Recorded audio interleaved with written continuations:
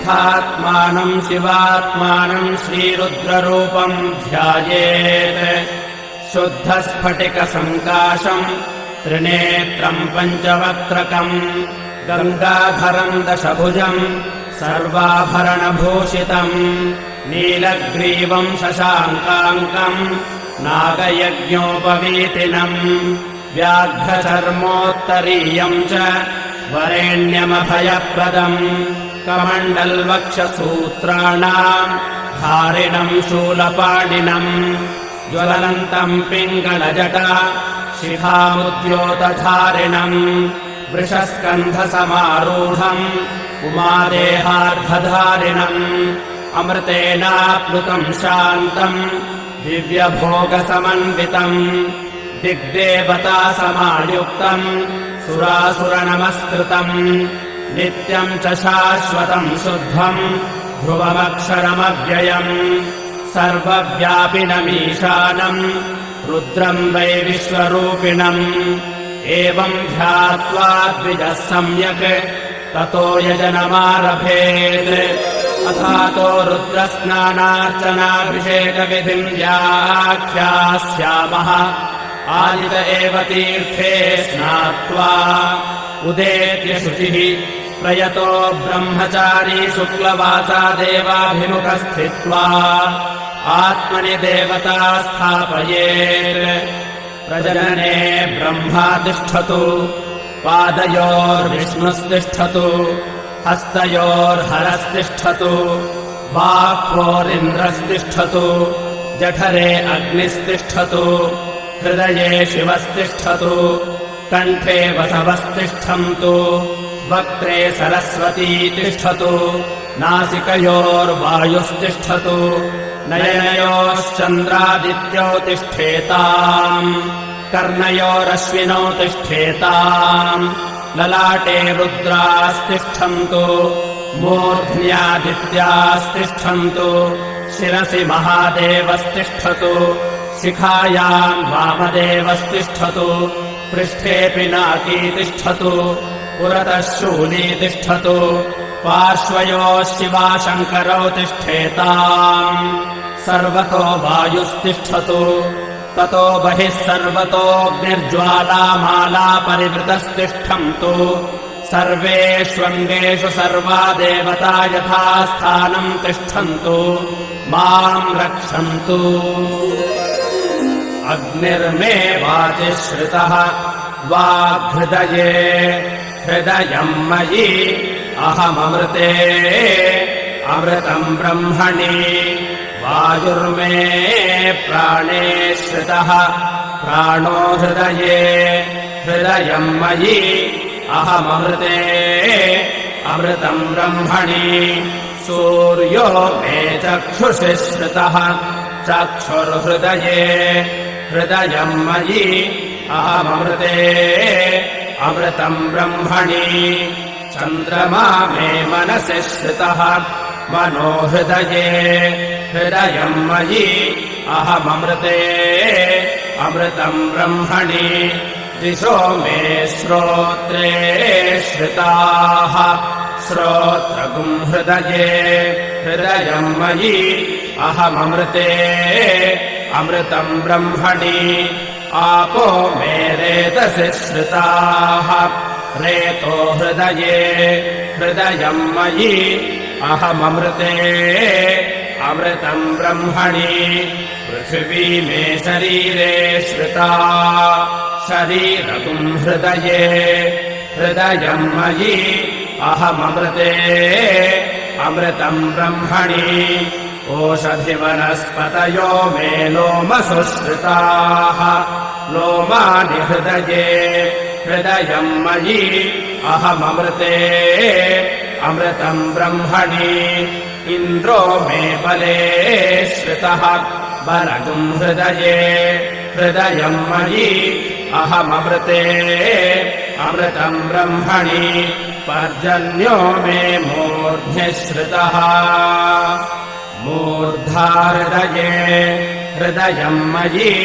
अहममृते अमृतम् ब्रह्मणि ईशानो मे मन्यो श्रितः मन्युर्हृदये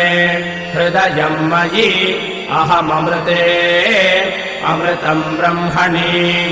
आत्मा आत्मनि श्रितः आत्मा हृदये हृदयम् मयि अहममृते अमृतम् ब्रह्मणि पुनर्म आत्मा पुनरायुरागात्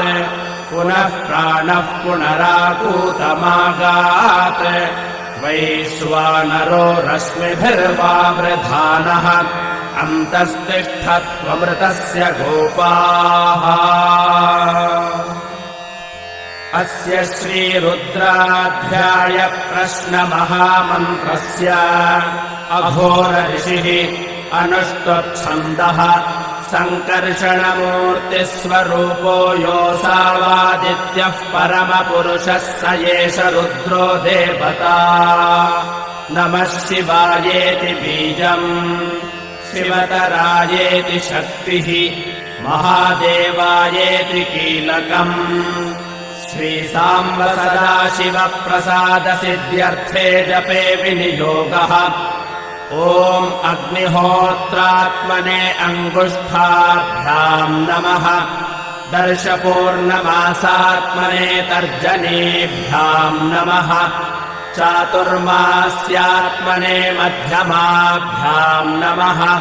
निरूढपशुबन्धात्मने अनामिकाभ्याम् नमः ज्योतिष्टोमात्मने कनिष्ठिकाभ्याम् नमः सर्वक्रत्वात्मने करतलकरपृष्ठाभ्याम् नमः अग्निहोत्रात्मने हृदयाय नमः दर्शपूर्णमासात्मने शिरसे स्वाहा चातुर्मास्यात्मने शिखायै वषटे निरूढपशुबन्धात्मने कवचाय हुम् ज्योतिष्टोमात्मने नेत्रत्रयाय वौषटे सर्वक्रत्वात्मने अस्त्राय फटे भूर्भुवः सुवरोमिति दिग्बन्धः ध्यानम्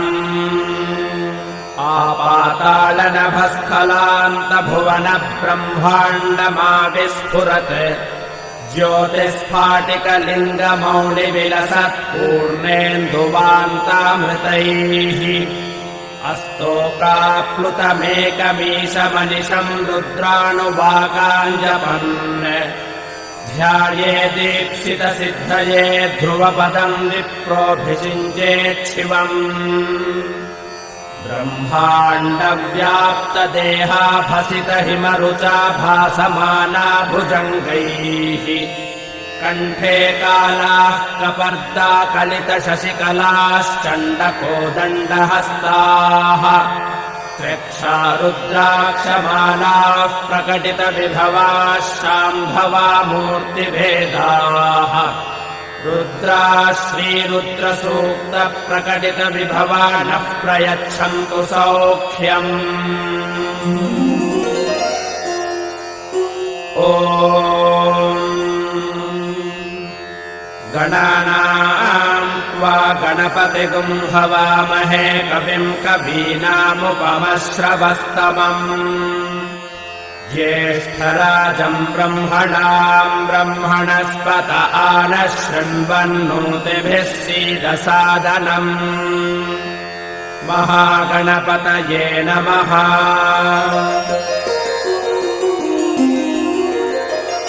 शञ्च मे मयश्च मे प्रियम् च मे नुकामश्च मे कामश्च मे सौमनसश्च मे भद्रम् च मे श्रेयश्च मे वस्यश्च मे यशश्च मे भगश्च मे द्रविणम् च मे यन्ता च मे धर्ता च मे क्षेमश्च मे धृतिश्च मे विश्वम् च मे महश्च मे संविच्च मे ज्ञात्रम् च मे सोश्च मे प्रसोश्च मे सीरम् च मे लयश्च मरुतम् च मे मृतम् च मे यक्ष्मम् च मे नामयच्च मे जीवातुश्च मे दीर्घायुत्वं च मे न मित्र